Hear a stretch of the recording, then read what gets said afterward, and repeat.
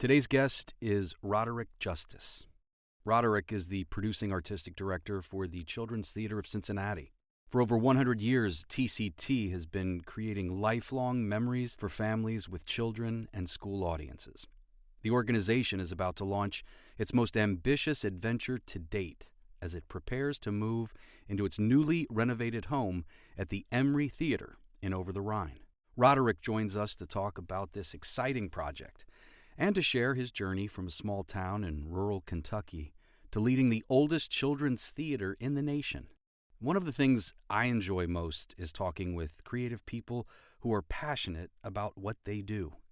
I really enjoyed getting to know Roderick, and I'm happy he came to share his story with us. Here's our guest, Roderick Justice.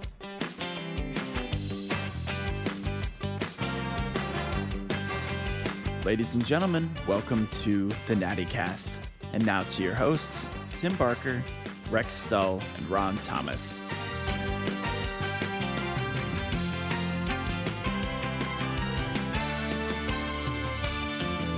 So did you go to SCPA, Roderick? Or I did not school? go to SCPA. Okay. I am actually not from the area originally. I'm from Eastern Kentucky, Pikeville. So as far east as you can get without falling into Virginia. And my background is in musical theater performance, but Jack Loizo took me under his wing, so I feel like an SCPA kid. Yes.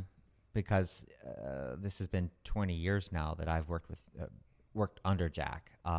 This is my 19th season with children's theater. So opening the Emery will be my 20th season. Okay. Oh, wow. And I spent the first 6 with Jack, and then there were 4 with Angela, and then I've the 10 with children's theater as the artistic director. And so now how did you end up in Cincinnati? How did you get to Cincinnati from Eastern I went to Kentucky? NKU. Okay. So I went to NKU for musical theater performance, and upon graduating, I worked with children's theater as an actor. Then I had to do the New York thing. I had to go. Yes. I had to do my thing. And I moved to New York and did really well. What was the time frame on that?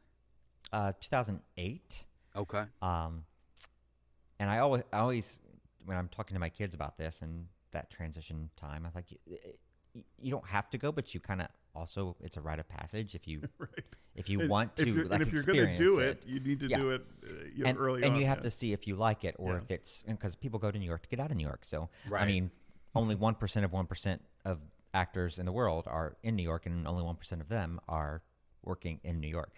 So it's, I try to explain to them, you go to New York to get out of New York. And if you don't like living there and hitting the pavement, you're not going to have a good life. So I was there for a while. My first audition, I'm very blessed. My first audition, I got a show. Well, that makes it look easy, doesn't it? Yeah. And then you don't go to auditions. You don't learn how to pound the pavement. You don't learn how to get up at 4 a.m. You just take an audition and you get cast. I got cast my first audition. And that's how it's going to continue to work forever. Right. It doesn't teach you anything until that show's closed and you're like, oh, shoot, I have to get back in this groove that you've never been a part of, audition season. And so my journey was blessed at the beginning and then kind of unraveled to be kind of miserable because I was in the middle of audition season, and audition season for all the gigs outside of New York was gone. So I was just going to the open calls. I went through like 7 callbacks for Princeton Rod and Avenue Q. That was during that Avenue Q. Great show. Johnny was leaving. John Tartegli and I are really good friends now. I tell him this story all the time. But I was they were sending me to the show in between callbacks. And it was the night they were doing a matinee before the Tonys that they won. Oh, right. And they changed watching actors never reach the ending of their Oscar speech to Tony speech, and the whole theater erupted. Yeah.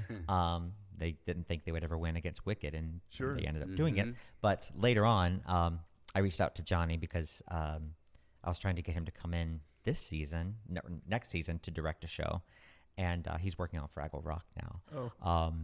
But I had to tell him that story. I'm like, I was in the audience the day You won the Tony. That's auditioning for your eventual exit. Right. Waiting in the wings, but you wouldn't leave. And here I am doing 7 auditions later, going through puppet school. And then finally Jack Loizo called me, I think 3 days later. And I was going to yet another callback for Princeton Rod. And he said, hey, would you want to come work for Children's Theater full time? And at that time, a car, like very Sex in the City, drove by. It had just rained and it splashed all over my audition outfit. And I was like, with my little Razor flip phone, I'm like, I will be there at the end of the month. Yes. Closed it and never went back to that audition. Yeah. I just turned around and started packing. I think it was one of the first, our producer, my son Matthew's shows in New York that he ever saw was Avenue Q. Yeah. We took him as kids to see it. It was great. I love that show. Yeah. I am all too familiar with Avenue Q. I've seen it so many times and been through apparently auditioned for it a lot. Yeah, I can never be a fresh college kid anymore. So that was what year? So 2008 you were there? 2008, yeah. And I was back by 2009. Oh, okay. So not even a year. Okay. But I was working for Children's Theater before that as choreographer and an actor and costume design. What happens in Eastern Kentucky that gets you into a musical theater? And I mean, how does that happen? So I'm not trying to judge Eastern Kentucky, but it doesn't seem like a hotbed of musical theater activity. So at the time, the governor of Kentucky when I was growing up, dumped a bunch of money into the arts in rural areas. So we are surrounded in the Was that Andy Bashir's father? When he was governor? This was Paul Patton. Okay. And so he dumped a bunch of money into the arts, which was great. I got to do so many things that don't exist anymore. Right. We had a show choir. They thought, why don't we do that? It's a county-wide show choir. I was from Pike County, the biggest county this side of the Mississippi, and it's all mountains and these rural, tiny little schools that would all come together to build this performing arts group. Oh, nice. So they pulled from all the schools. Oh, yeah. That's and so then they would take those kids that auditioned, and then they would take them to Hawaii and to Disney World and to New York and to the Macy's Parade to perform in the Macy's Parade and all these little travel. So I was able to experience the world, and a lot of my peers, their family had never been outside. Glee, yes, they've never been outside of Pike County, much less going to Hawaii. Right. So I was able to break out and discover that there was more to life than just. And your family was supportive of this? Very much so. Okay. My grandmother was an artist. She was also a school teacher. She taught English and art because, that's what you do when there's 30 people in the whole school. 30 people in the whole school? Yes. Okay. Wow. Feds Creek. Yeah. So she was an artist, and so she would draw, and I would learn how to draw from her. And she's kind of really talking rural Kentucky. Oh yes, yes, okay. Very rural. Coal miner's daughter. All right. Yeah. I'm not talking like dirt floor, but not far off in certain areas. A school with 30 kids in it. It's pretty small. Yes. Yeah. And so it was more of a she was my muse and encouraging me to do this and to sing and to act out and be a dramatic kid. So I had a friend who was very ambitious. Her name was Jennifer Hartsock, and she had gone to NKU. And so you had somebody who kind of it's always a bridge, man. Yeah. And so she was. Her dream was to be a Disney princess. That was her. Like, I want to be a character. Yeah, sure. And she did it. She went all the way, and she was the PR Alice for Disney for I think 5 or 6 years or something like that. And anytime you saw anything Alice print video, it was her. So she ticked the box. She actually achieved the dream. Yeah, and she left college to do that. That's great. But she was there 1 year, and I went to this show choir competition and had a mentor. His name was Greg Jaspers. Say, you should audition for CCM. And I had no idea what it was. I didn't even know you had to audition for programs. I didn't know how that worked. And so he said, there's an audition in Chicago. My mom and I, we drove to Chicago. I'd never been to Chicago before. My mom, much less, driving through downtown Chicago. To audition for CCM Audition for CCM here. Oh, right. And I sang my song, which had no business singing "Close Every Door to Me." I had no business in that dance audition. I was not as conditioned as most people are that go to, say, a performing arts high school. Sure. I did not have that skill set. But the same people that were watching me have just recently or are still there today. I get to tell them all the time, like, I was in an audition with you, and I am so excited that we actually get to work together. Yeah, sure.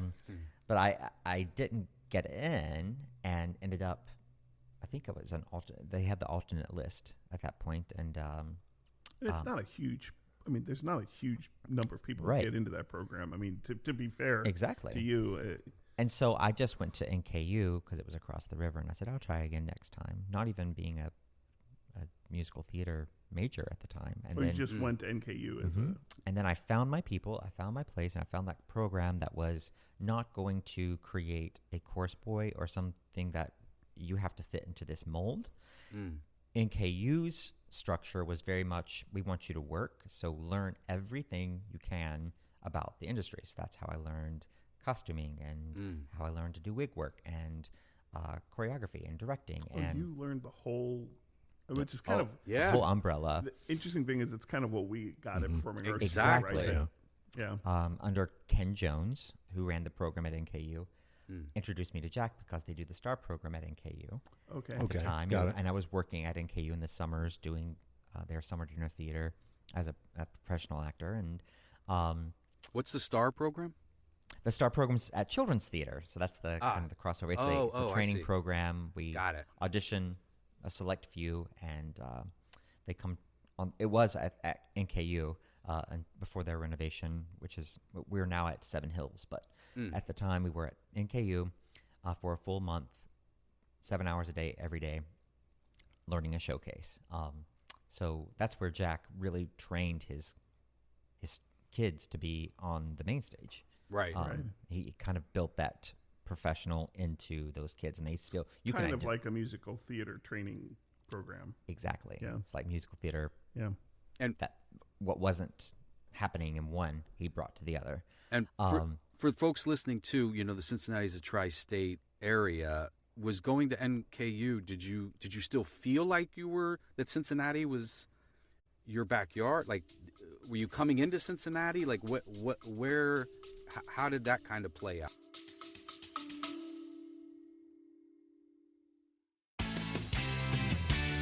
The year is 1985. Back to the Future is the highest grossing film. Amadeus wins the Best Picture Oscar. And Madonna and Wham are duking it out. Not just on the charts, the NattyCast archives show that Crazy for You won out in 1985 for the SCPA prom theme. And you can relive all these memories and more at the 40th reunion on July 12th at the Hilton Cincinnati Netherland Plaza.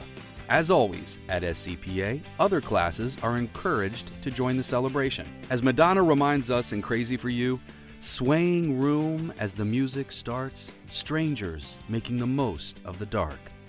At least for one more night on July 12th. Wait, one more night?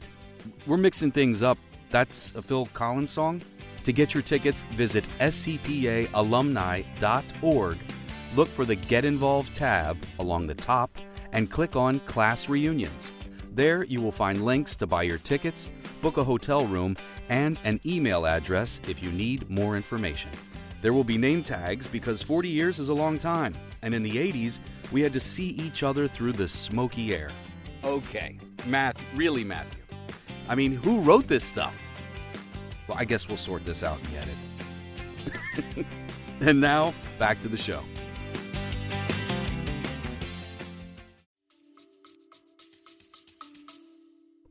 Yeah, so being from a very small town, I kind of stayed in my own little bubble at NKU. So whenever they told me to come and audition for Jack, it was on the Florence Avenue, which is like an underpass in an old computer building. And I tried to go to my audition and could not find it to save my life. And so I missed your audition. I missed my audition, my first audition with Jack, and I'm calling people that I had no business calling because they were not involved. It was like a connection to a connection to get to Jack. Well, you kind of panicked at that point, yes. right? I mean, and so finally they reached back out the next day and they said, we can see you tonight if you can find it. And so I went in and sang my song and auditioned and was cast, and that was kind of the beginning of working with Jack. And so he quickly saw something in me and took me under his wing, he and Susie.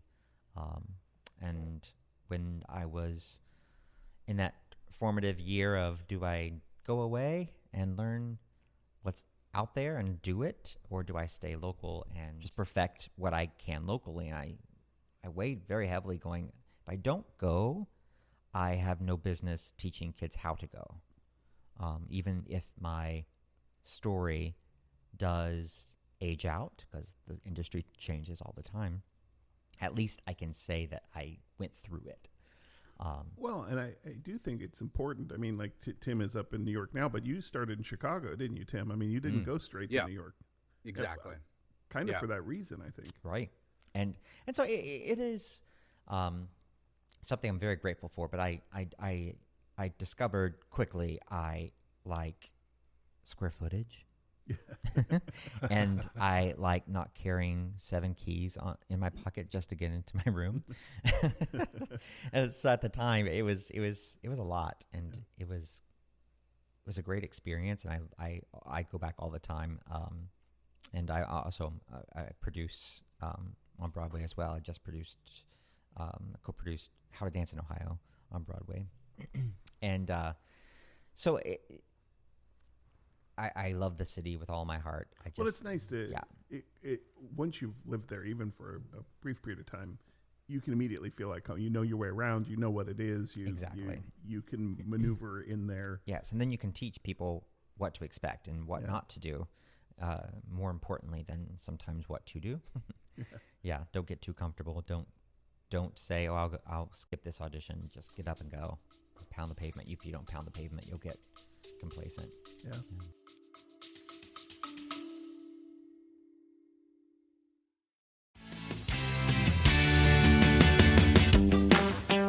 The Natty Cast is supported by Mad Cheese. Mad Cheese is a completely plant-based, dairy-free cheese and charcuterie shop located in Madisonville. The owners, Cincinnati natives Heather and Reggie Donaldson, handcraft over 30 different plant-based cheeses and meats in their commercial production kitchen behind the storefront. You're invited to stop in and sample the wide array of products, book a curated tasting, or sign up for the new subscription box program, which will feature an exclusive new cheese every month with recipes and board-building tutorials. For more, head to Instagram and Facebook at Mad Cheese Cincy, or go to www.madcheese.com. And with that, back to the show.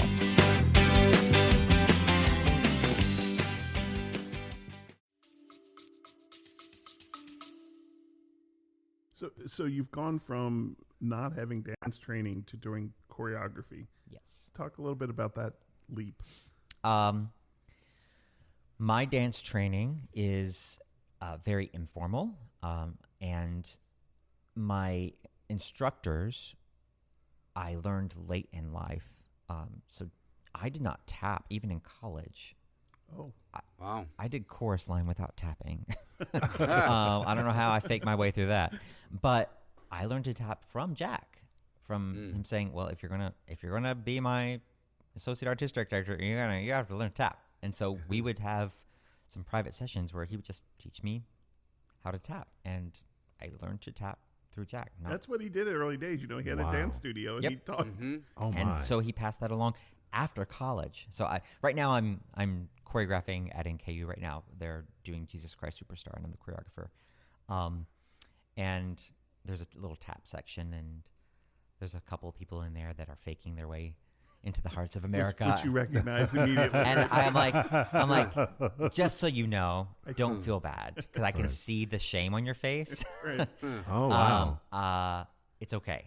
You don't have to know everything. It's okay to fake it until you make it. Yeah. Wow. That's cool to approach them with that. With that type of you grace. Tell them. Yeah. You have to tell them the truth. And well, you know Randy Donaldson from doing the screening. So Randy, we had on the podcast. I mean, he just told a great story where he ended up getting getting into Webster, and he was supposed to send in. He auditioned, and he was supposed to send in a vocal music thing, and he never sent it in. And when they called him, he was like, "Yeah, of course I sent it in," and then he got accepted. I love it. It's like it's the ultimate fake it till you make it, right? Right. Oh man, it was a wonderful experience. NKU is a great training ground for those who want to work. If you're not working on stage, you have to have another set of skills. If you want to stay in theater, make the networking, make the connections, find another niche. And so mine was choreography, directing, assistant directing, show doctoring, wigs, costumes. That's great. No, it's fantastic. I mean, and you do that all throughout town at various other places, or are you strictly with NKU? I still do, yes. In the early days of taking over as artistic director, I didn't do it as much because we had just built our facility on Red Bank Road. My first day as artistic director was choosing the carpet. I'm like, oh, I'm not even doing theater stuff. I'm interior design. Right. And so it's kind of a nice bookend 10 years later to be renovating another building. But my first day was choosing the carpet for that facility. And so building that and finishing out that campaign for our first anchored, we own our destiny building to expand our academy and our rehearsal space and not have to always do a lift on center because there was a skylight there, in whatever room we were in. That was really the truth. And so it was a period of growth, and I was hyper focused. I had no business directing all 4 shows on the main stage. I still think about that. I'm like, that's impossible. No, you didn't do that. I did, and I shouldn't have. It would like to kill me. But I learned very quickly I can't do it all. And to surround myself with people that are much better at everything than I am.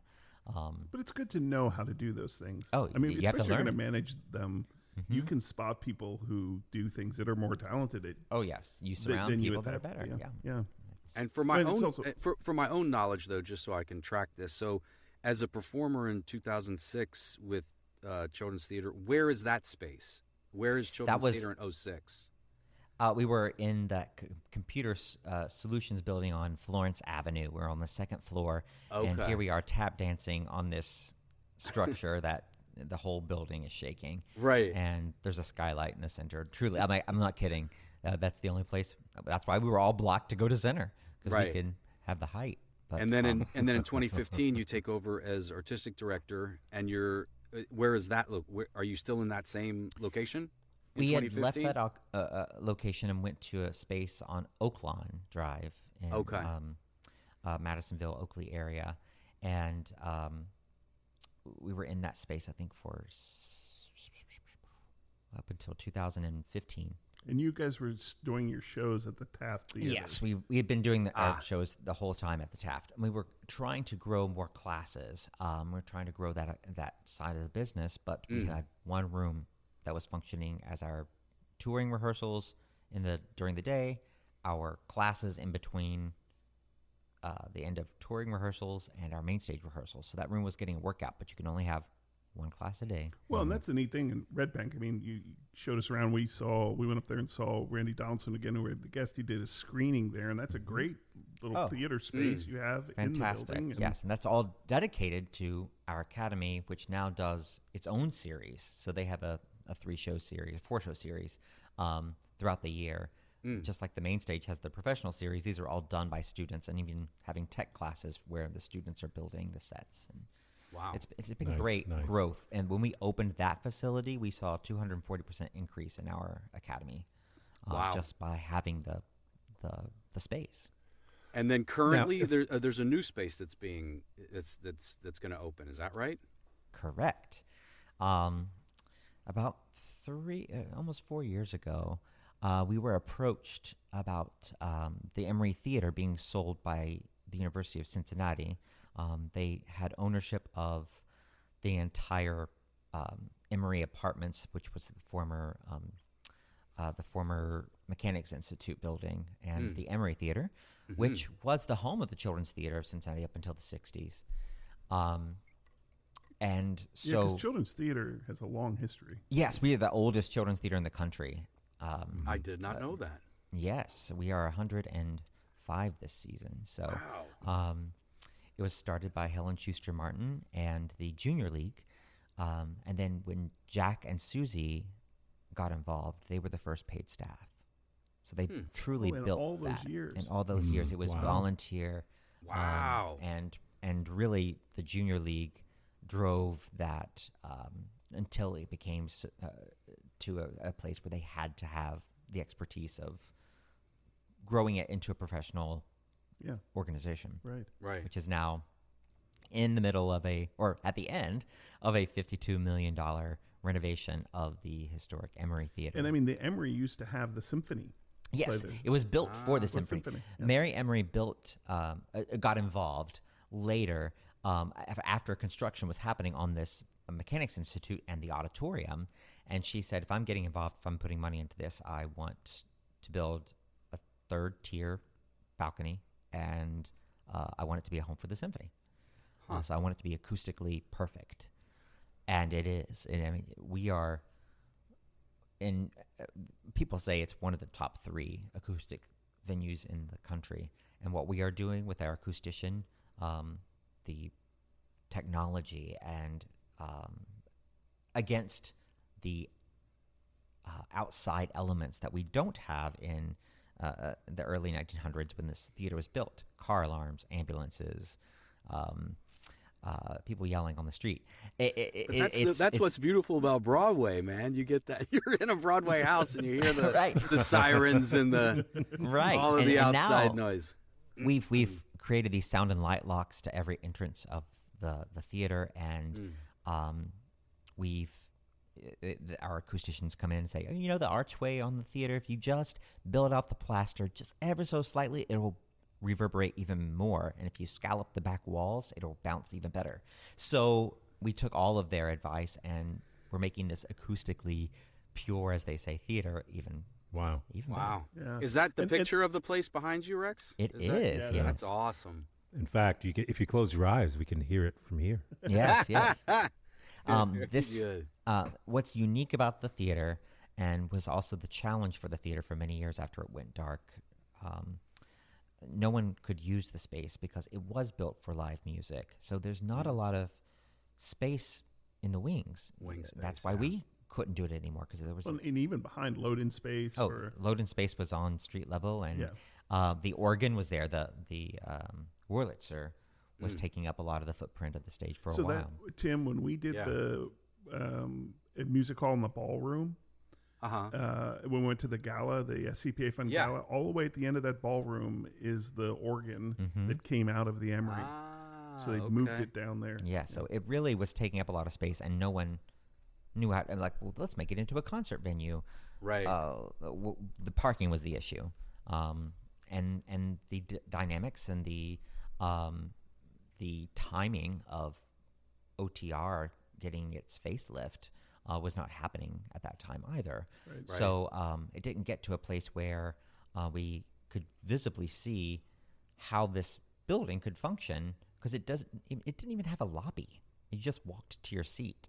Yeah. So what we've done is thought about this like a Broadway theater. Yeah. And say how does where real estate is, primo, how do they make it work? And that's through technology and through advancements like stage lifts. And so on the center of the stage, there's a 20-foot by 20-foot turntable lift that goes 16 feet into the earth understage, that loads scenery on from understage. We taken stage right and opened up what was an alleyway in between the two, the Mechanics Institute and the theater, and we've covered that and opened up the wall to expand the stage floor space, so you have more space to move scenery. Correct me on if I'm deck. wrong. What was that alleyway for? You told me. Oh yes, Yeah. This is when Mary Emery would drive her carriage in and come to the symphony. That was her own little private. She had a little private entrance. Yeah, in that alley. Yeah. Little carriageway. But we've covered that entire carriageway to make a front of house to back of house connection, because that didn't exist either. Right. And so and then we bought up all of the real estate, the windows on Walnut of the building, blew out the wall, and that'll be our new lobby, all the way down to where you can enter the apartments. So that new lobby, plus all of the alleyway space that we've covered, and it's perfect to create an elevator in that elevator shaft in that alleyway space because it was open air. Not all of the floors were accessible. That was the other challenge of reviving this space. We've had to take out the entire orchestra level because it was not ADA compliant.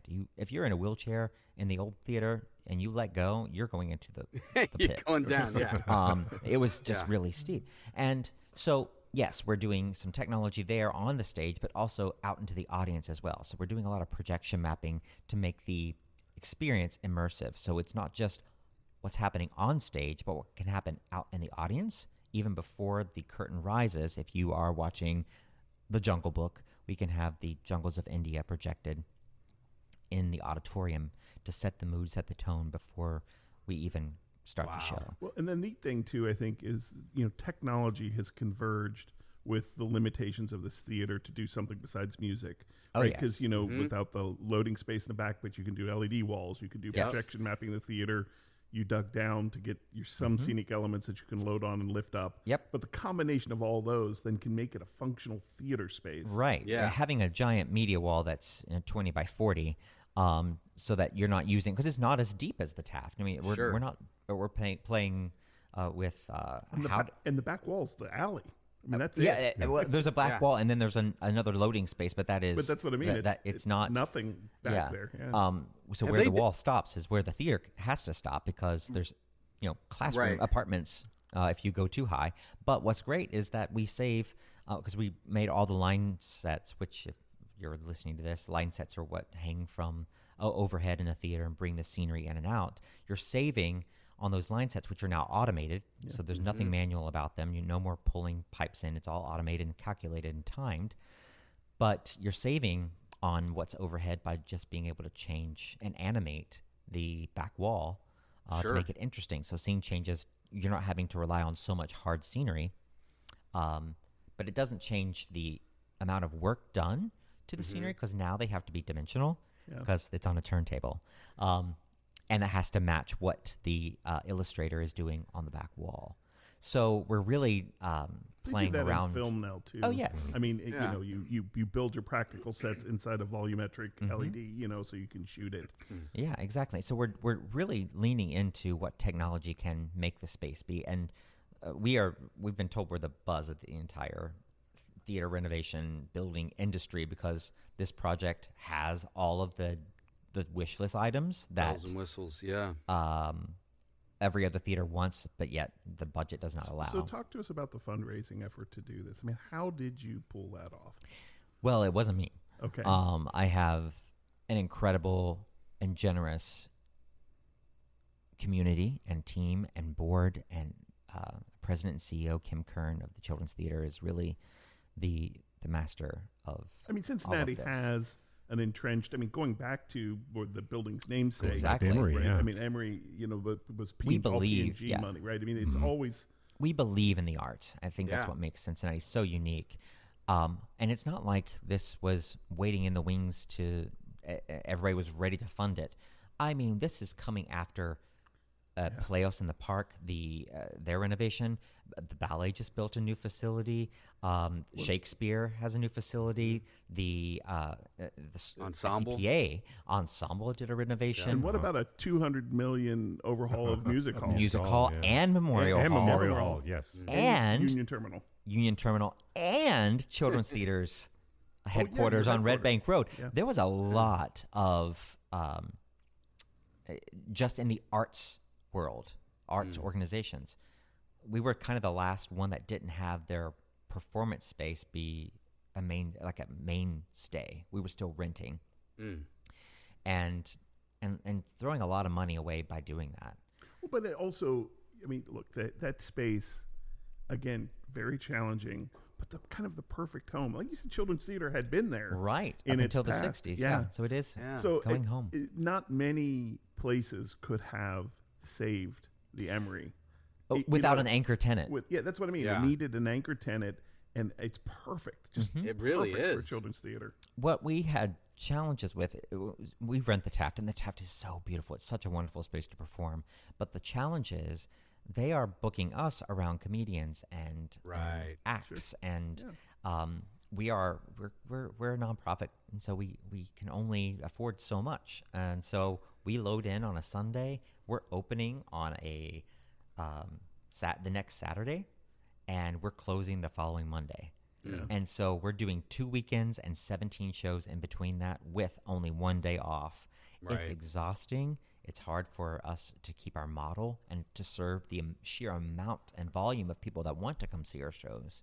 Right. Now we have our control over our destiny to extend our runs, to not wear our team out by pulling 10 out of 12s. We can actually have a work day that is work-life balanced. We can load in when we need to. We can add performances. You can rehearse in the space. We can rehearse and actually not feel like we are... Not stage underneath the skylight for the lift. Right. We are not pressed to say we have to be out by 9 because we're going to be charged double time, or we have an audience coming in tomorrow and the budget's not there to bring us all in from 2 to 5 because we need an emergency plug-in rehearsal because somebody's sick. You just do it. Well, now, Roderick, you shared with us when we were out at the Randy screening, and I won't go into details but it was like the vision board, I think, was getting ready for, can we say it, the Wizard of Oz? Yes. Yeah, okay. So the Wizard of Oz, but it was such a great, Roderick walked us through a huge wall, a big long wall full of images and ideas and concepts about how they were going to reimagine the Wizard of Oz today. It was a great thing to see, that level of creativity and thought, given access to the space, given the technology, given the time. Yes. I can only imagine the next level that you'll be able to take this to. And going back to your question about where does the funding come from, I don't know. I don't know how this is happening, but it's a mystery. It's coming from the people that understand, appreciate, and support and empathize with the arts and how important they really truly are to society.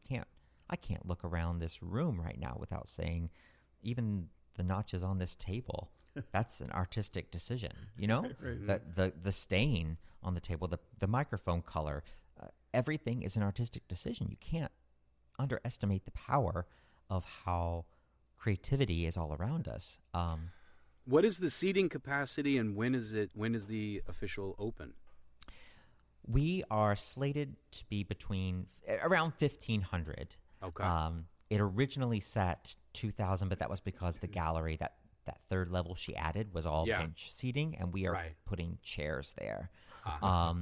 So each level. And originally you said that you could only get to that through some external staircase. Yes, right? Because it was an add-on later. They had the stair towers that only dumped out into the street. So it was a problem. You literally couldn't get from inside the theater. You couldn't get up. There was one access door that really was like climbing a ladder to a hatch. Right. And none of the landings of those stair towers that they added to get to the gallery level line up with the inside. So we had the challenge of how do we open up these levels, and there was one level where you could take it down into an existing parlor of the other level. So it is a little bit of a backtracking where you go up the historic stairs where we've opened it up on the ground level, and then you go down into what was one of the parlors that are on each level on the outside. If you're looking at the windows, each level has its own parlor, and this one parlor was just perfectly aligned, like 1 inch shorter in the ceiling, and it wouldn't be to code. Right. But we found the sweet spot to tap in and bring those stair towers into the rest of the building, including the elevator access as well. That's great. Wow. Because it never had the space would not have worked for us if we could not solve the stair tower issue. Sure. Right. Yeah. And there's something that I didn't realize for quite a while. I mean, we all know about your main stage productions and the workshops and things like that. There's a touring component to Cincinnati Children's Theater. Talk to us a little bit about that. If you can't come to us, we can come to you. And we used to be named Art Reach, and we rebranded when we built our facility to TCT on Tour, the Children's Theater on Tour. And these productions are interactive. Many of them are one-person shows, and they're kind of twisted tales. So think Cinderella who wore cowboy boots. So it's a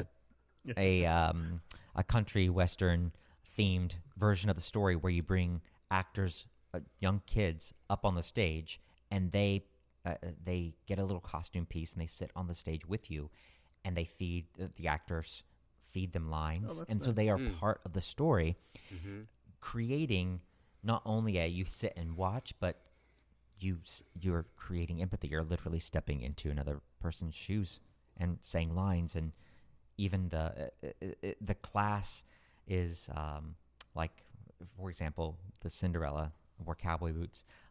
They are the clock, and they point to them, and they all go gong. And we have another show called A Piratey Peter Pan, where the storyteller is a pirate who's such a big fan of Captain Hook. He's just fangirling over Captain Hook. He just loves him so much, and he knows he's not supposed to. But he brings all the kids up on stage to tell him the story of Peter Pan. Oh. So it's called A Piratey Peter Pan. And so we've got another one coming up. So we commission them locally.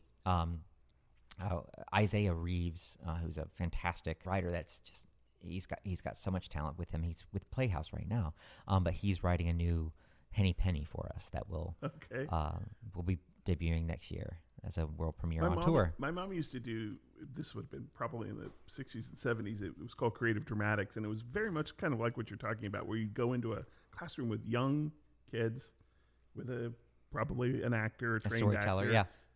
But the whole concept was to pull the kids out of the audience into the world. Into the world somehow, and kind of that initial exposure to the arts. Yeah. And what's great is we always try to make either the teacher or the librarian or a parent, if it's a venue, one of the characters, so you can see adults and kids being silly together to remind us all we were all in third grade once. We could play. Yeah. We can all play. We were all. I that's one of my favorite things to do when I'm giving any kind of like public speaking. The first thing I'll say is I need everybody to raise their hand if you've ever been 7 years old. And then everybody raises their hand. I'm like, great. So the children's theater is for you. You just have you have to exercise your imagination, just like everything else. Yeah, you don't age out. You don't age out of this. You have to keep exercising your imagination, because the world becomes too real and too concrete, and you lose that ability to say, wait a minute, this can be a different perspective. And really, it's kind of like that with the Emery. Mm-hmm. I mean, so many people looked at that space and said, nope. Can't do anything with it. It's too small, with no wing space. Right. No parking. Did anybody go, wait a minute, what if you went down and up with an automated fly system and down into the earth? And by the way, Kroger's new downtown Kroger just was built across the street that has plenty of parking.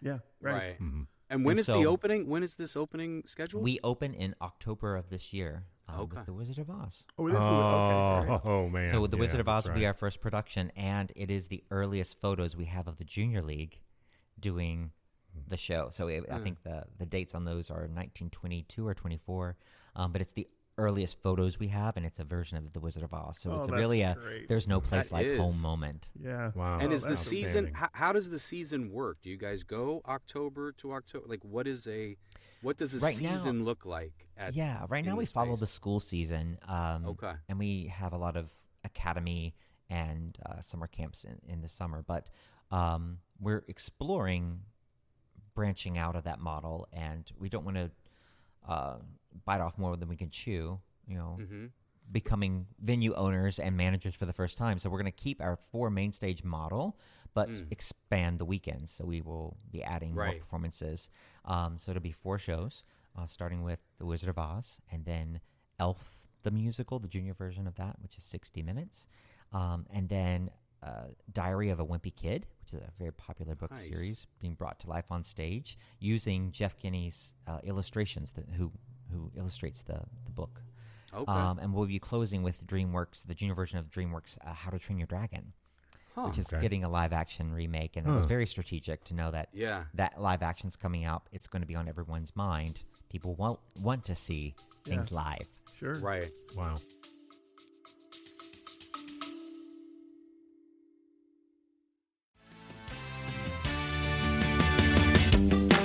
The Natty Cast would like to take this opportunity to tell you about Red Oak Animal Rescue. It is a local nonprofit animal sanctuary right here in the Cincinnati area. If you're looking for a good way to give back to your community and see some cute animals on your feed all at the same time, please head over to Red Oak Animal Rescue on Instagram or Facebook, or check them out at their website, redoakanimalrescue.com. The best way to support Red Oak Animal Rescue is to check out the Patreon page and sign up for a monthly subscription, or click the link to check out some of their adorable merch. Once again, the Natty Cast is very happy to support Red Oak Animal Rescue, and with that, back to the show.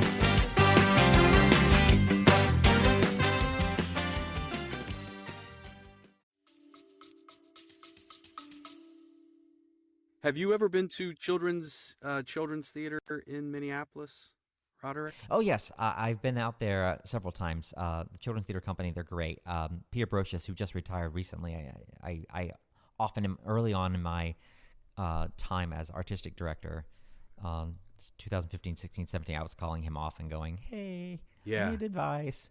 I was my senior year, I was there for their summer program, and then I did their main stage show. Oh, yeah. Way back. Did you work with Peter? No. Peter This is 86.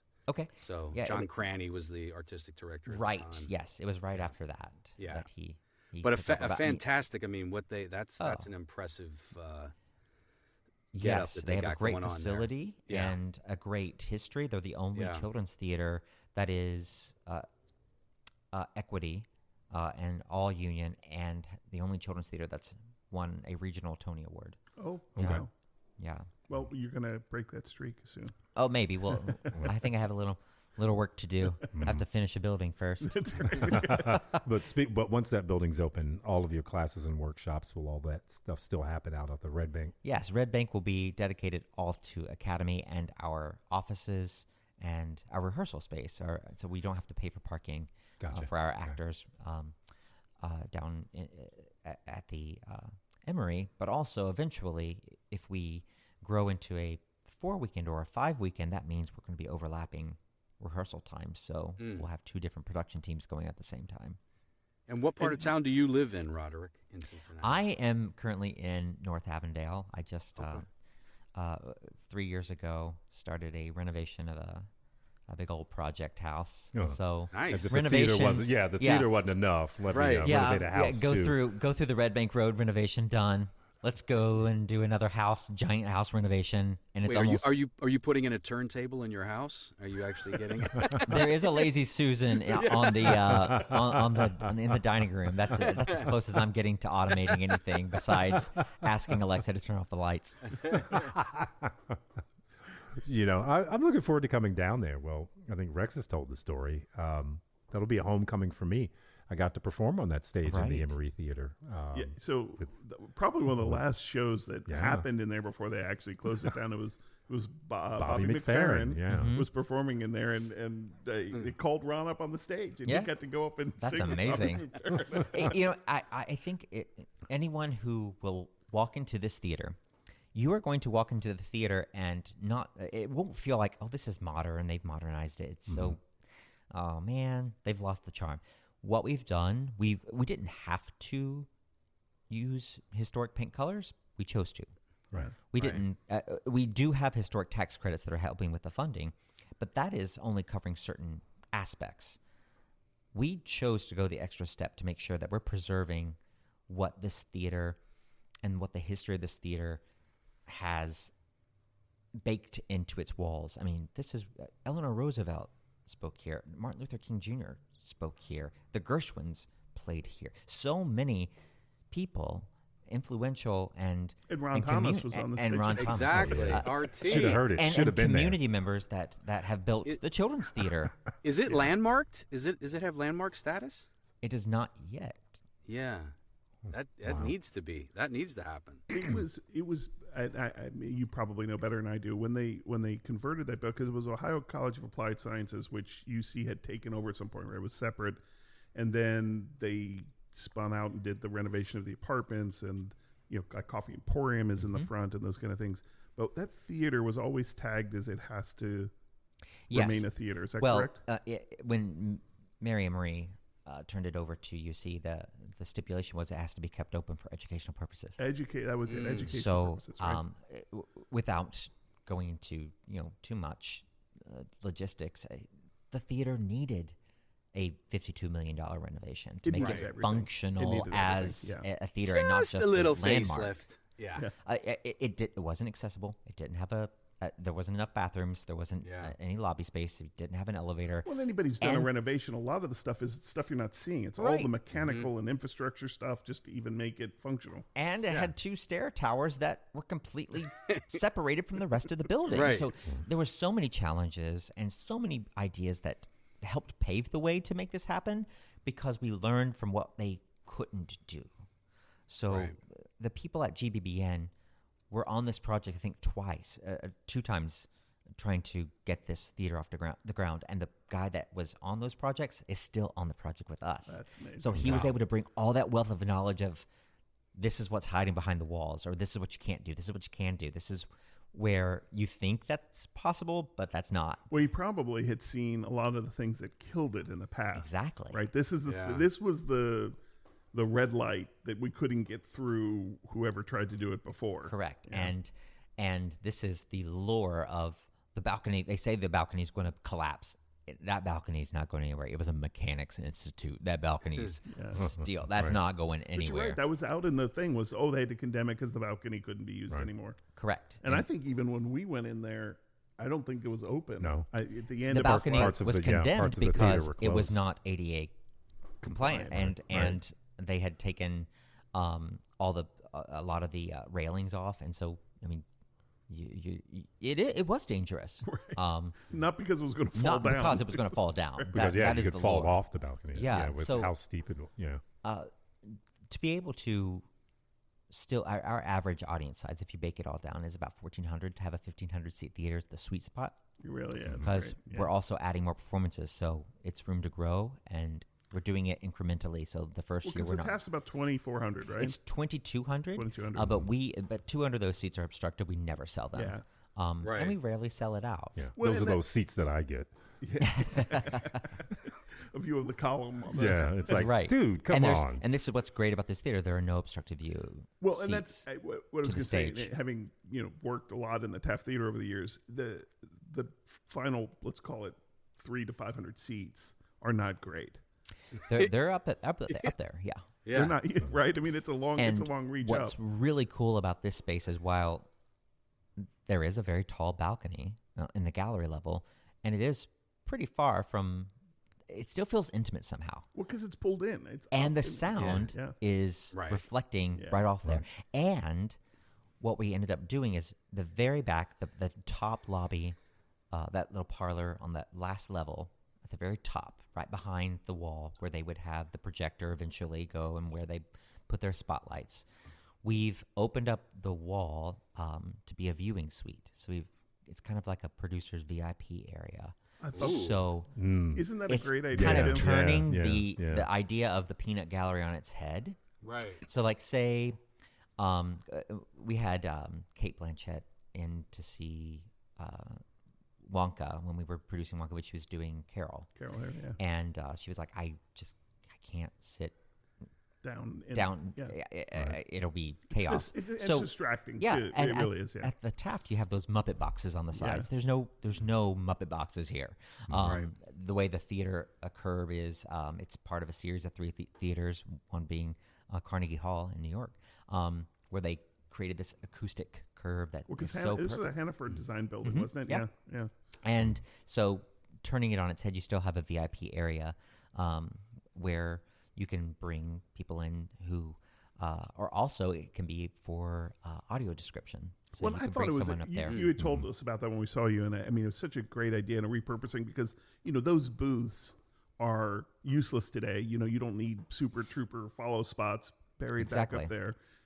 You're not going to, but turning it into suite, it almost kind of reminds you of stadiums where you have these luxury suites now, and you can have these basically private viewing suites where you can have VIPs. And it may not even be a VIP. It just may need to be somebody that has a special need. Say that you have a sensory issue and you want to be able to close the curtain and not watch the show or peek out from the curtain. Yeah.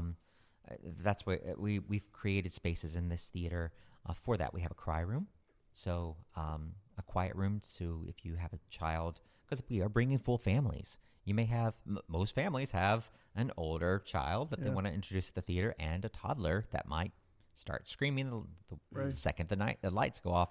We've created a room that's soundproof where they can still see the show and experience the show. Oh, that's great. Nice.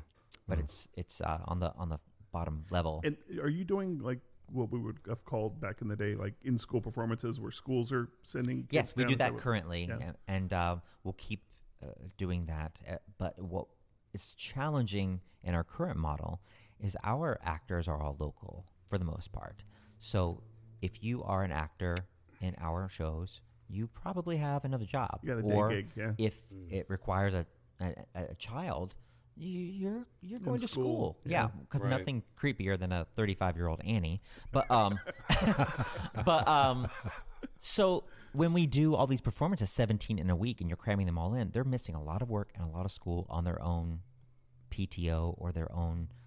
And for children actors, that's very problem. difficult. Yeah, that's it. So what we've done is we've spread them out over 3 weeks, and so it's just a Thursday, Friday that they have to miss each week. Okay. So it's not you're missing a whole week of a chunk of a lesson plan or a chunk of work. Yeah.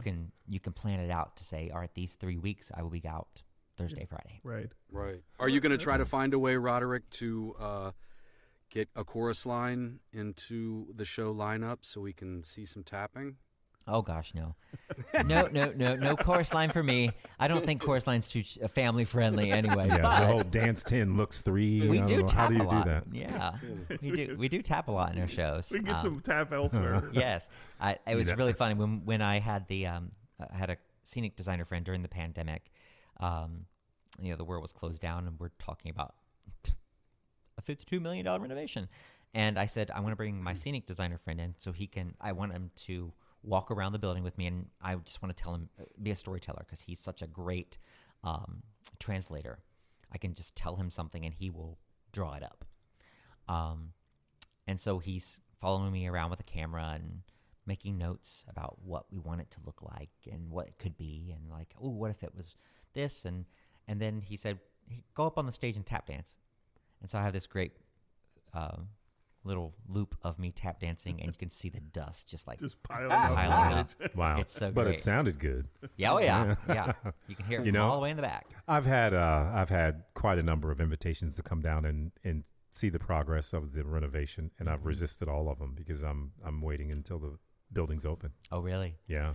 I intentionally haven't gone down. When does that fabulous marquee go out front? You showed us an image of the marquee. Yes. When is that going in? Well, the steel is actually right outside of the structure now. I would guess they'll finish the sidewalk first, because the sidewalk bump out is what caused the demise of the other Yeah, I was going to canopy. say, I haven't seen it. It's been a long time since I was up there. The canopy was hit by a bus, I believe, because they widened Walnut Street by taking the sidewalks back, and then it hit the canopy, and that's when they took it down.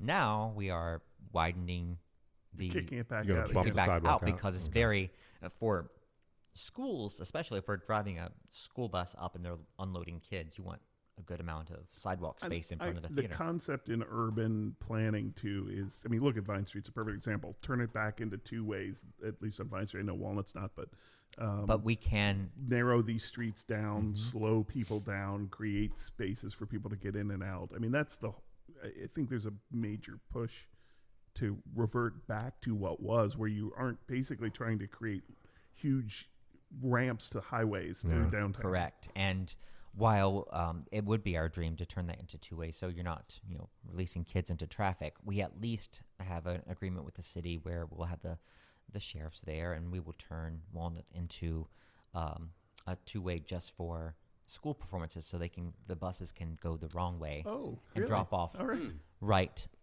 along the entrance to the theater. And quite frankly, I mean, the Aronoff's right down the road. I mean, everybody would love it if this thing became a two-way street. I would, yeah. Exactly. Right. And then they can. There's plenty of places that we're working with right now where buses.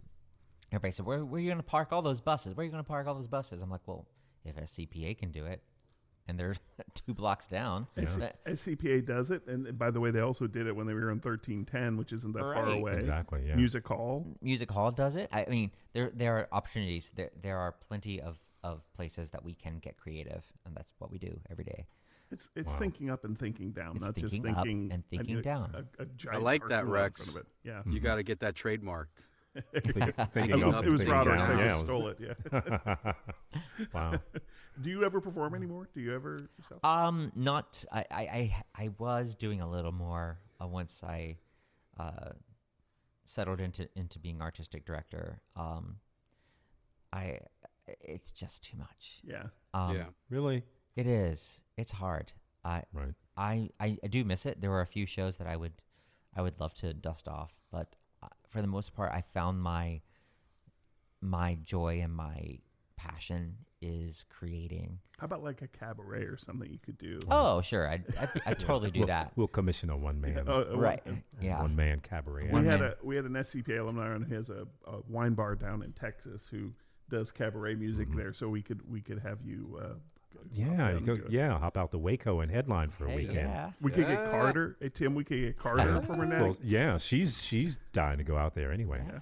But it's right now especially.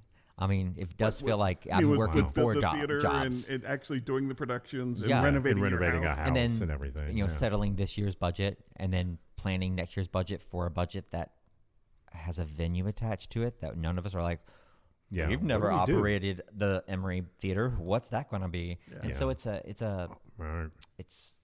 constantly going back and seeing what are we missing, what are we not thinking about. But it's a really great exercise in our model and how we function and are we achieving our mission. Right. And so how do people get involved with children's theater? How do young people, how do parents get their kids in? Just talk to people a little bit about that. So the best way is, through our website, thechildrenstheater.com, where you'll find everything. You can see classes, workshops, shows that are out on the road at venues. We have a fall session and a spring session and tons of summer camps and opportunities there. And if you have a young performer that shines a little brighter than everybody else, we have auditions for the first 2 shows of our season in May. And get them out of the principal's office and into a training program. Onto the stage. Exactly. Yeah, if they're acting up, let them act out. And the final 2 shows are in August, just to make sure when we do have young actors that they don't age out. We want to plan, cast them 6 months out, and our Mowgli is now Mowgli, a bear instead of base. Like a Peter Brady moment. Right. That's happened one too many times, so that's why we've spaced him out. He just did a Brady Bunch reference, I think, to really age himself out. Oh, yeah. I knew exactly what you're talking about, and the exact episode.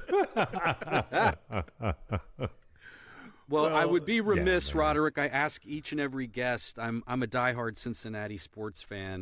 Living in New York for 20 plus years, but I'm still down with the Reds and the Bengals and FC Cincinnati. But if you were to wear a sports jersey of whatever said team, whose name would you have on the back? It would be the Reds. Okay. And I have a soft spot for Joey Votto. Oh, yes, fantastic. Because I think it's our first Votto. I love it. It is. He is. I know. He was actually in a production with us when we did SpongeBob. Yes. He was the French narrator, and people just didn't realize he's French Canadian. He's got that right. So I didn't know what to expect. We asked him to do it. His team said he can do it. We got to be quick. We go in. We go to the stadium itself to record everything, and it was just like boom, boom, boom, boom, boom. And he was like, welcome. I'm like, whoa. Who's this guy? You have another career right after this. So if you're listening, Joey, you could go into voiceover work easily. Hey, now, easy. Absolutely. Yeah. If he gets to do that, then I get some kind of baseball job with it's got to be a twofer. You don't want me throwing or aiming at anything. Oh, well, that's great, and that's a great answer because I'm a huge Vado. I mean, I love a person who came to this town and played his whole career here. Yeah, and still anchors himself here. Yeah, he loves this town. Yeah. Even though he's not here, his heart is still here. Yeah, absolutely. Class act. Yeah, absolutely. I mean, truly, one of the classiest people in sports, and I'm thrilled with what you're doing with the place. It's really great to get to talk to you about it. Thank you. I can't wait to come in October. Oh yes, it's going to be an epic version of. It's not going to feel like we're ruining the Wizard of Oz for you. It's going to be familiar. Yeah. But it's going to be a Wizard of Oz like you've never seen it before. That's what I've been telling people. Wow. It won't be a carbon copy. Don't come expecting to see a frame-by-frame movie. Yeah. You can just watch the movie. But think of it as a celebration of imagination and change, just like this theater. Wow. Yeah. That's so great. I'm looking forward to it. And come back and talk to us again after the theater's open and things are moving. Yeah. Going up and down. All right. Well, thanks, Roderick. Thanks, Roderick. Yeah, good to see you. Thank you. The Nattycast is proudly brought to you by Pago Lago Productions. This show is hosted by Tim Barker, Rex Stull, and Ron Thomas. Produced and edited by Matthew Lake and associate produced by Ethan Spanja. Special thanks to Sadie Kern at Pop Gun Flow for the graphics and to Brando Triantafilu for the original theme song.